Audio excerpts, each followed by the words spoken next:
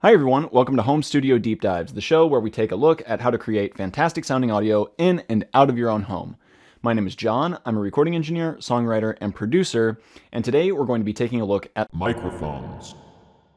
This video is not designed to tell you how to build your studio as fast and as cheaply as possible, but rather to give you as much information as possible about equipment and technical specifications to either help you start building your own home studio or to help you continue building your own home studio. Our first video today is for beginners or people who don't know a lot about Microphones. and is all about the basics, what they are, how they work, and some of the main differences between condenser, dynamic, and ribbon microphones. This will be the first video in a microphone playlist, which will also include two other videos, one on technical specifications and what to look for when purchasing a microphone, as well as one on polar patterns and different microphone applications. So let's begin our first microphone video. First off, let's understand exactly what a microphone is. The dictionary definition of a microphone is an instrument whereby sound waves are caused to generate or modulate an electric current, usually for the purpose of transmitting or recording sound. If we have a musician playing music, they're producing sound pressure waves, which are physical waves traveling through the air. Every microphone, no matter what kind of microphone it is, has a mechanism inside of the capsule that will vibrate back and forth whenever it comes into contact with a sound pressure wave. In the simplest terms, the movement of the mechanism will produce a voltage or electric current. This voltage will vary depending on how close the musician is to the microphone, the frequency or pitch that they're playing, as well as how loud they're playing. The voltage that's produced by the microphone from the incoming sound pressure wave is called either an electrical audio signal or an analog signal. The first part of this definition, which is arguably the most important, deals with how the microphone is receiving the incoming sound pressure wave and turning it into a voltage. The second part of the definition deals with what the microphone is doing after it has turned the pressure wave into an analog signal. The signal coming out of the microphone can either be recorded into a computer, where the electrical audio signal is stored digitally, recorded onto tape or some other kind of metal, magnetic, or electrical medium where it can be stored as an analog sound signal, or be amplified and played back through loudspeakers, transforming the analog wave back into sound pressure waves. The reason why this is important is because when the sound pressure wave is turned into an analog signal, the voltage that the mic creates is very, very, very tiny. This very tiny voltage that's produced by the microphone for the analog signal is called mic level. To get a feel for exactly how soft or how small this voltage is, we're going to look at some numbers.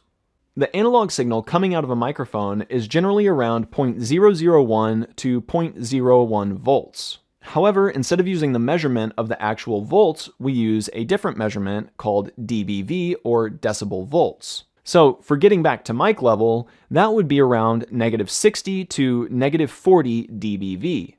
That number is incredibly small, as most consumer and professional gear likes to run at around -10 to +4 dBV. All of this is just to say that microphones produce a very, very weak or tiny signal and have to be amplified in order to have usable recorded audio. Now that we understand the basic essentials of how all microphones work, we can start talking about the different types: condensers, dynamics, and ribbons. Condenser or capacitance microphones are some of the most common for home studio and professional studio use. Within this category of microphones, there are two main types: the large diaphragm condenser and the small diaphragm condenser. Condenser microphones operate using a diaphragm and a backplate, which have the ability to hold an electric charge between them and generate an electric field. This means condenser microphones require power to operate, generally in the form of phantom power, also known as 48-volt power, or a battery. When a sound pressure wave hits the diaphragm, the distance between it and the backplate changes, causing the electric field to change and producing the voltages, or corresponding analog signal from the sound source. One of the main features in the construction of the diaphragm and plate, or this condenser method, is that it has a very accurate and extended frequency response, as well as a very good transient response. This means they can generally hear across the entire frequency spectrum very easily, capture the sounds very accurately, as well as pick up things like airiness in vocals or guitar picks. Small diaphragms will typically have an even flatter frequency response than large diaphragms, meaning they capture the sound accurately as you hear it. Large diaphragms can favor particular frequency ranges, meaning that they have a little bit more character or color to their sound than small diaphragms. I'll get more into this in the technical specification and polar pattern video, but for now it's okay to think about small diaphragms as being more accurate, while large diaphragms have a little bit more character or color to their sound. You can easily tell which microphone is considered a large diaphragm and which one is considered a small diaphragm simply by just looking at them. The smaller ones are a bit more thin and pencil-shaped, while the larger ones are larger. The actual guidelines for determining whether a microphone is a large or small diaphragm comes from measuring the diameter of the diaphragm. Anything at or over an inch, or 25.4 millimeters, is considered a large diaphragm, while anything at or under half an inch, or 12.7 millimeters, is called a small diaphragm. These are just guidelines though, as this Soyuz actually measures at 25 millimeters, which is very close to an inch and is essentially a large diaphragm condenser microphone, even though it is categorized as a small diaphragm. In addition to this, all condenser microphones require extra DC power to function properly, and this comes in the form of phantom power or 48-volt power, which is supplied to the microphone by your interface or a preamp. The additional power being supplied to condensers requires them to have onboard electronics. Any microphone that has onboard electronics and receives phantom power is called an active microphone. Any microphone that does not take phantom power and does not have onboard electronics is called a passive microphone. One of the main advantages to using microphones that are active or have phantom power is that it increases that dBV number we talked about earlier from around -60 to -40. This higher dBV number means that active microphones do not require as much gain from your preamp to amplify the signal, and inherently make them more sensitive to sound sources than passive microphones. This is an advantage when recording normal and quiet sound sources, but could be a slight disadvantage when recording loud sound sources, as you might need to use an attenuator or a pad to reduce the dBV number. This doesn't mean that active microphones will be damaged by loud sound sources more than passive microphones, just that the signal could become distorted if the gain is too high. Dynamic microphones are commonly used in the studio as well as for live performances. Within the capsule of a dynamic microphone is a diaphragm, much like with the condenser microphones, a coil, which is attached to the diaphragm, and a magnet, which produces a magnetic field. The coil sits within the magnet's magnetic field, so when the diaphragm is hit by the pressure wave, the coil moves back and forth in the magnetic field, and this is what produces the voltage.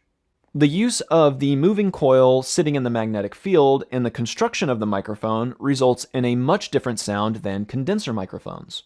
Typically, dynamic microphones have a more mellow or darker sound and do not capture the frequency spectrum as accurately, especially in the upper frequency range, while also boosting the lower frequencies. Even though I didn't make that sound like a good thing, dynamic microphones are a top choice for a lot of vocalists and recording engineers because they can add a lot of character and color to your recording, and can also sound just as good as condensers depending on the situation or application. In addition to that, there are specially made dynamic microphones that intentionally boost or augment the lower frequency range and can be useful on things like kick drum and bass. Unlike condenser microphones, the typical dynamic mic does not require phantom power and is typically passive. This in turn means dynamic microphones are less sensitive than condenser microphones and don't generally need the use of a pad or attenuator, and also require more gain to function properly as opposed to condenser microphones. While this is true for the vast majority of dynamic microphones, you can find active ones out there. The last thing about dynamics is that their construction makes them a little bit less delicate than condenser microphones, meaning that you can use them on stage and don't have to worry about them taking damage or not working from taking damage quite as much as condensers. The last type of microphone we'll go over for this video is the ribbon microphone. The ribbon mic is a type of dynamic microphone. However, instead of using a diaphragm and a coil, it uses an extremely thin piece of aluminum suspended between two magnets. The ribbon in a ribbon microphone acts very much like both the diaphragm and the coil in the dynamic microphone. When the aluminum, which is suspended in the magnetic field, vibrates back and forth, it produces the voltage. Ribbon microphones have a pretty distinct and unique sound and are generally described as warm and smoky, much like a regular dynamic microphone. Ribbon microphones tend to not capture the frequency spectrum as accurately as condensers and have a pretty steep roll-off in the upper frequency range. Ribbon microphones are also highly susceptible to the proximity effect, which is when you place a microphone too close to a sound source and the bass increases drastically. However, the proximity effect can be very useful if you want to add more bass to your recordings. Ribbon microphones are not typically used in live situations, but can be used in a wide variety of applications.